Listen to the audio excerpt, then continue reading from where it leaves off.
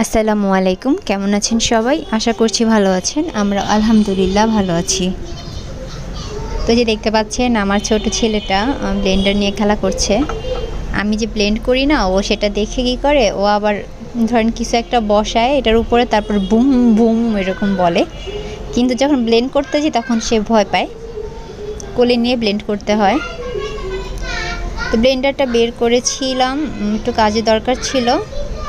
তো আমি আজকে প্ল্যান করেছি কিছু একটা আর কি মিষ্টির আইটেম তৈরি করব। সুজি ছিল ঘরে অনেক দিন পুরনো, সুজিগুলো খাওয়া হচ্ছিল না। এনেছিলাম সকালে নাস্তার উদ্দেশ্যে, কিন্তু মেহেরা সুজি দিয়ে রুটি খেতে চায় না। তাই ভাবলাম সুজি দিয়ে কোনো একটা মিষ্টি তৈরি করি। তো আমি একটা রেসিপিতে দেখেছিলাম সুজির রস ভরা। এখন দেখি পারি নাকি। তা আমি পরিমাণ মতো সুজি নিয়ে নিয়েছি। তো একটু তেলে ভেজে নিচ্ছি। আমার কাছে এই মুহূর্তে ঘিটা নেই বা বাটারও নেই। তো আমি অল্প পরিমাণে সুজি নিয়েছি, দেখি অল্প একটু বানিয়ে ভালো হয় নাকি। তো আমি সুজিটাকে এখন ভালো করে তেলের মধ্যে নেড়ে চেড়ে নিচ্ছি। ভাজা ভাজা করলে ভালো হবে।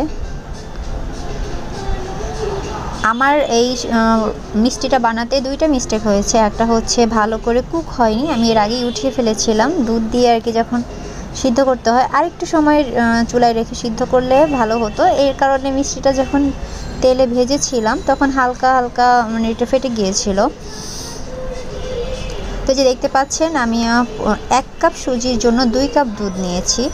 তো এখন আমি এটাকে কুক করে নেব যতক্ষণ না পর্যন্ত আটার মতো একটা, মানে রুটি বানাতে গেলে যেরকম একটা ডো হয় ওই রকম শুকনো শুকনো করে নেব। তা আমি এখন এটাকে কমিয়ে রেখে তারপর নেড়ে নিচ্ছি। বাড়িয়ে দিলে আবার তাড়াতাড়ি হয়ে যাবে, চেষ্টা করতে হবে কমিয়ে এটাকে রান্না করে নেওয়ার জন্য। এই যে দেখতে পাচ্ছেন একটা আঠালো ডো তৈরি হয়েছে। তো নামানোর পরে এটা আরেকটু শক্ত হয়ে যাবে ঠান্ডা হওয়ার পর।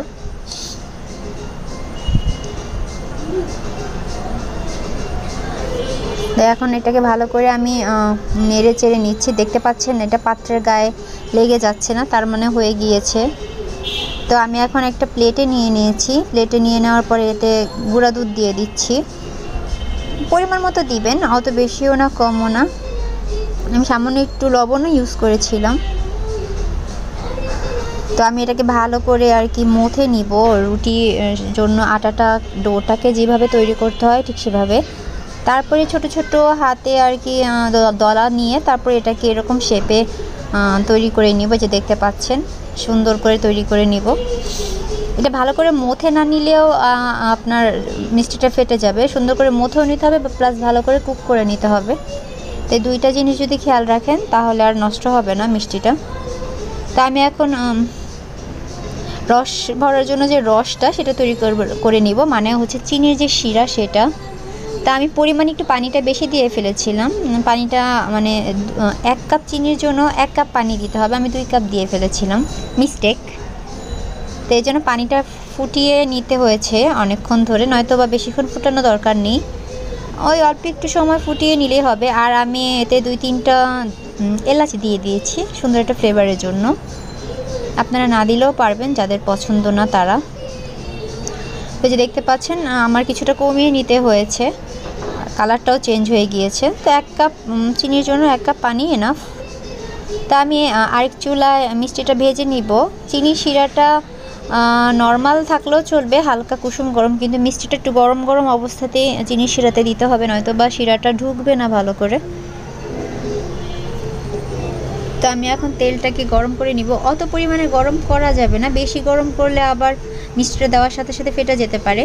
আর এই যে দেখতে পাচ্ছেন খুব আলতোভাবে এটাকে উল্টে দিতে হবে, উল্টে পাল্টে নিতে হবে, নয়তো বা ভেঙে যেতে পারে। তো যে দেখতে পাচ্ছেন এইটা মাঝখানেরটা আমার একটু ভেঙে গিয়েছে।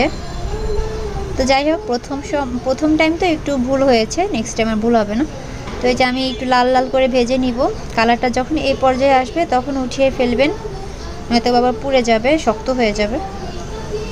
তো আমি এই অবস্থাতেই তেল থেকে উঠিয়ে ভালো করে তেলটাকে ছেঁকে নিয়ে তারপরে চিনির শিরাতে দিয়ে দিব। এর মধ্যে আমার চিনির শিরাটা হালকা ঠান্ডাও হয়ে গিয়েছে।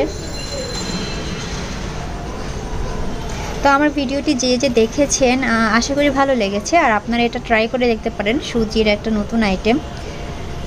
কে কে করে থাকেন জানি না। তো যদি আমার ভিডিওটা ভালো লাগে তো প্লিজ আমার ভিডিওটিতে একটি লাইক করে দিবেন, আর আমার চ্যানেলটিতে সাবস্ক্রাইব করে আমার পাশে থেকে যেতে পারেন, আর আমাদের জন্য দোয়াও করতে পারেন। দোয়াটা তো কোনো সমস্যা নেই করার জন্য।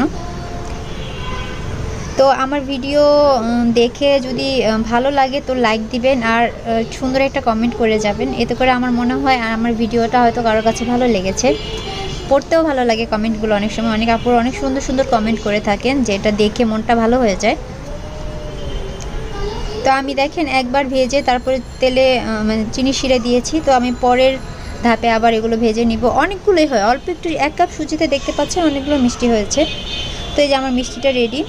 তো আমার ভিডিওটা আজকে এ পর্যন্তই, আশা করি ভালো লেগেছে। দেখা হবে পরবর্তী ভিডিও।